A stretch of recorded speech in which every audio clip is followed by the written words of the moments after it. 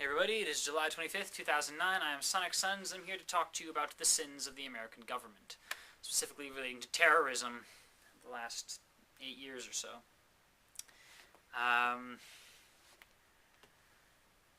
So there was 9/11. Tremendous attack, a lot of people died, completely unexpected. It would make sense for us to respond as forcefully, as we could, without, say, horribly violating rights.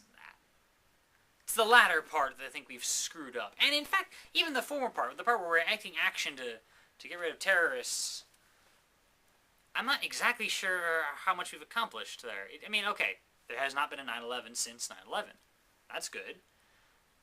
But it's kind of hard to know exactly how many attacks there would have been otherwise, or, even if we prevented some attacks, was that the only way to go about doing it? Could we have done so in a better way that would have, in fact, helped even more people in the long run? Yada yada. Mightn't we have stick to our morals a little more, please?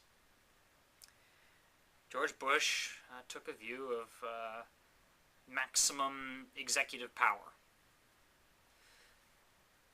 and tried to enforce that as much as he could. So we found ourselves with, random people being suspected of terrorism, thrown in jail, and kept there for basically as long as we want, under any circumstances we want, under whatever random stuff we can come up with. They're enemy combatants or unlawful combatants or weird legal ways. We got to, we don't actually need to give you a trial. I made a previous video about trials and terrorism, about, it's a freaking trial. You give a trial to everyone.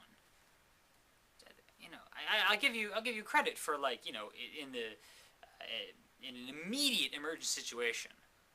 If you're actually capturing a guy and there's, bullets flying through the air, okay, well, we don't have a trial right now when there are bullets in the air.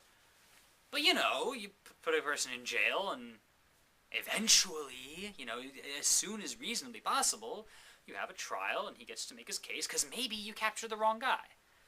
As I said in that video. This is not all clear-cut stuff where a guy, has a gun and he's actually firing on U.S. forces. Even that guy would get a trial, but it'd be a pretty short trial, I'd imagine. You just have the guys, yes, he was shooting at me, I saw him. Oh, okay. That pretty much proves it.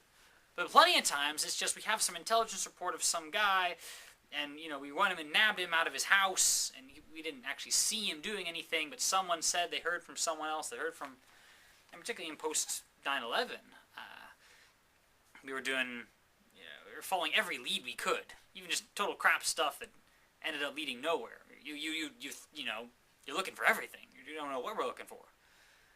And people get, captured and thrown in jail, or, even killed, despite innocence. All sorts of things we did. We had, warrantless wiretapping, on American citizens some of the time. We had torture. And we had lies about, no, this is not torture, this is enhanced interrogations, or this is any number of random crap we can come up with. We tortured people. Did you see Abu Ghraib?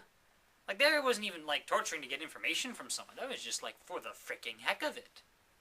And it was downplayed. Oh, well, that only happened there and nowhere else. And, by the way, we're putting new regulations on cameras in prisons. Yeah, that's suspicious. Why would you need a... Wouldn't you want to give cameras to everybody to prove that we're teaching our prisoners nice? Is that... No? You want to...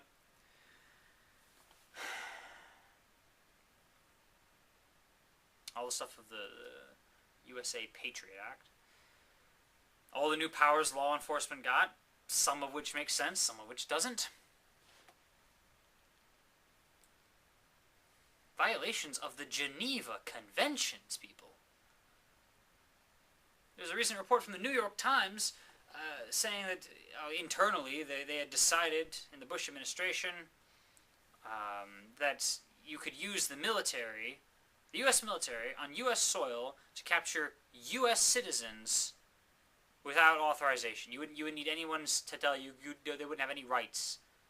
Various, Bill of Rights and so forth doesn't apply if we were using domestic military operations. What the heck? secret CIA prisons, you know, and just corruption in various ways. Halliburton getting all these contracts and not necessarily, you know, doing the best job. And no bid contracts, which means we just gave it to you as opposed to looking for the right guy. And for 8 years, I give you a little more credit in the immediate aftermath of 9/11, but no, we have a great deal of corruption in us. Sad but true. And I had hoped and expected that when Barack Obama came into office, we would do something about it. And we've done something. We got rid of secret CIA prisons and torture, or at least that's what I'm told. I can't really be sure. Sad to say. Because on the other side of the fence, Obama is defending several Bush positions. And notions of, oh, this, you know, random crap falls under state secrets, or this, or we can't reveal anything, or we don't need to give rights to people, or we don't need to... He's setting up a kangaroo court system, essentially, where some people get trials, but those are only the people that we can convict, you see. Other people we give military commissions, which is not quite the full trial thing, it's weird. And then other people we can just throw in jail for frigging ever without bothering. And that's preventative detention, I think Obama called it. That's Obama talking. Obama! The heck, I voted for you. What are you doing?